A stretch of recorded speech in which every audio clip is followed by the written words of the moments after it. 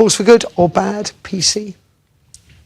Well, I think at the moment it's clearly a force for bad. I think it's corrupted the universities, perhaps beyond repair.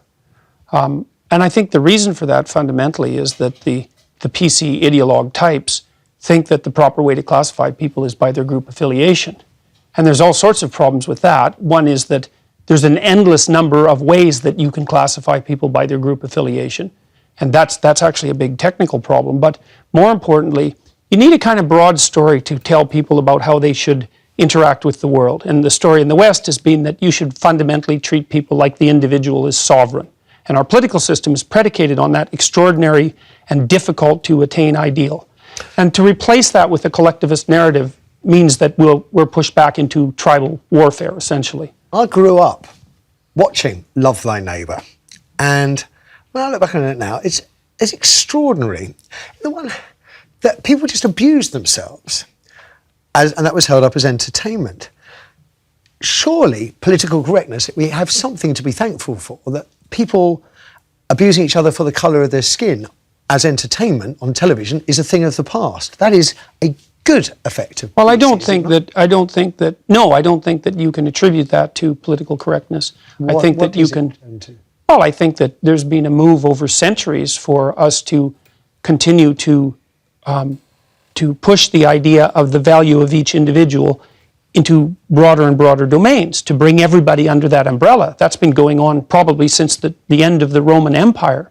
And to associate that continual improvement with modern PC culture, I think, is a mistake. I mean, the idea of individual sovereignty is deeply embedded in the Judeo-Christian ethic, and it's manifested itself slowly in the political realm over that 2,000-year period. And I think perhaps that's even accelerated over the last 50 years as we become more aware of the necessity of producing situations that allow for equality of opportunity, and to note that that's a social good for everyone.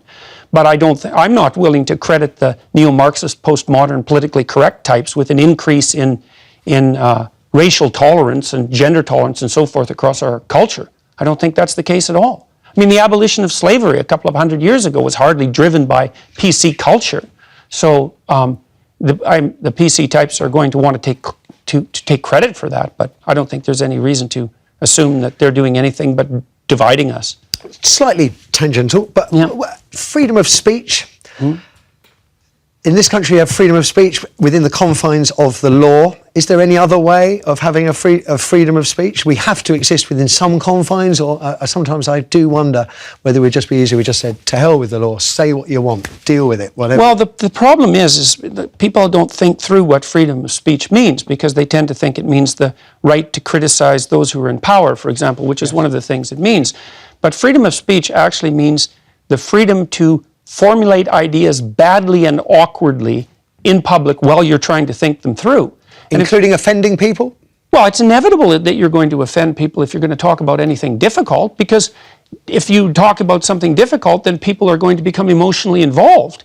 And that's especially true if you talk to large numbers of people about something difficult. Like if I address an audience of 1,000 people about anything vaguely contentious, which is obviously something that needs to be thought about, then a small percentage of them are going to be offended. And so what that means is that as your audience scales, or as the importance of the topic increases, your ability to say anything decreases. That's not good. Just forgive me just for one moment, sir, because I know a little bit about this and I think it might be helpful. Tell me about Bill C-16 and this is it's Canadian law now. What was it? What was your problem with it? What happened? As quickly. Well, what happened was that under the rubric of laws that purported to extend reasonable protection provisions to transgender people, for example, the government decided that it was okay to compel speech, to force people to use adjectives of a certain type to describe people. And I felt that that was an inappropriate intrusion of the political into the domain of rights, because free speech is the capital right as far as I'm concerned. And it was the willingness of the government to institute compelled speech as a legislative necessity that was what I objected to, because I thought it was a terrible precedent. And I do think it was a terrible precedent. We've had scandals in Canada. Biggest university scandal that ever hit Canada was a direct consequence of Bill C-16 being passed into law.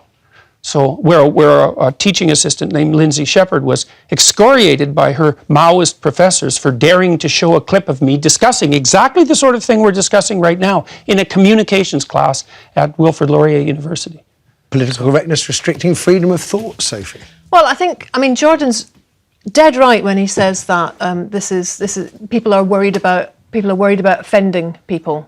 That there is this idea that we can't, we might say the wrong thing and we're only going to get ourselves into trouble. And we've got to find a better way to deal with that, because tolerance is really hard, right? If it was easy, we would have done it by now. Maybe it's impossible and I to think, be tolerant, entirely tolerant. I think actually, possibly, but I think we can do better. Right, and I think that what essentially this is about is being comfortable with being uncomfortable, right?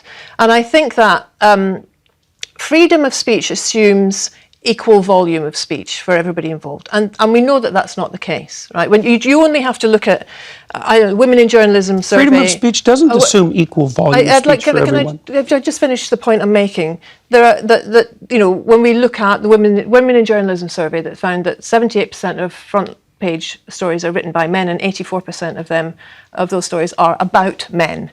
And so often the two things get confused as to saying, well, if I speak, if that person speaks, then I can't speak. And that goes to what I was saying earlier about how a backlash is also what is essentially a backlash against the people who are in power. Yes. Then often becomes the people in power intellectualizing the backlash to protect the status quo and say, no, you don't understand, this is just how it is. And that's what we have to reject. Can I ask you about the lift scenario, the two academics in the lift? Should he apologise? Is there anything to apologise for? Well, I think what you said about this is really interesting. Your comment about then going into the spectrum, that what we do very quickly is, and we've seen this with the Me Too movement. I've been asked to talk an awful lot about Me Too and sexual harassment, and what happens there is that people will say, it's just a hand on the knee, for goodness sake, why aren't we talking about rape? Yeah. And my answer in those scenarios is, this is the only time we ever talk about rape properly, when it's used to beat people over the head for complaining about a lesser offence. Well, is it an offence? You call it an offence. What is the offence? I'm talking about sexual harassment. No, but I'm talking about the bloke. I'm talking about the bloke in the lift using a line from "Are you being served?" Isn't it? I mean, we all have different. We all personally have different levels of what's okay. But my point is, to that woman in the lift, to have a guy making a joke about, I'd like to get out one of the women's underwear. I mean, it's cheesy beyond belief. But for her, that might have been like a part of a spectrum which she deals with every day in terms of whether it's sexual harassment. She said as much. I think she herself had been a victim. So my point is that let's join the dots. Let's join the dots. Let's make space for different voices. But let's also understand that enabling us, it's not.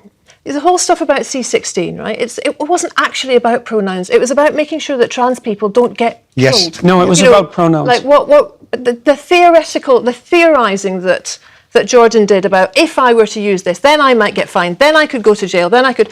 Actually, you don't have to... You can look at that kind of law, and you can understand the broader point that it's trying to make, which is that, black people should not be being harassed by the police. Women should not be experiencing workplace sexual harassment. Trans people should not be experiencing violence. You can understand all that. That doesn't mean the government should be compelling speech. Still understand your right as an individual.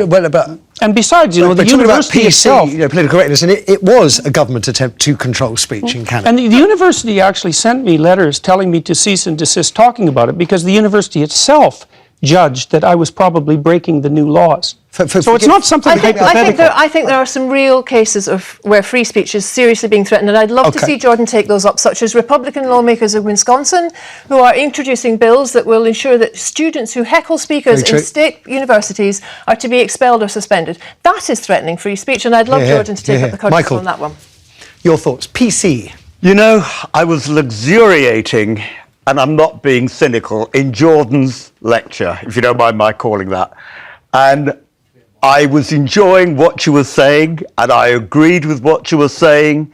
And I think that political correctness tends to be nothing to do with what we ought to be doing or how we should live. You quite rightly drew the analogy. What is it for? Political correctness is to stop people speaking freely. It's often used by one politician or someone of a belief set to attack another person. It's got absolutely nothing to do with communication and tolerance. Forgive me.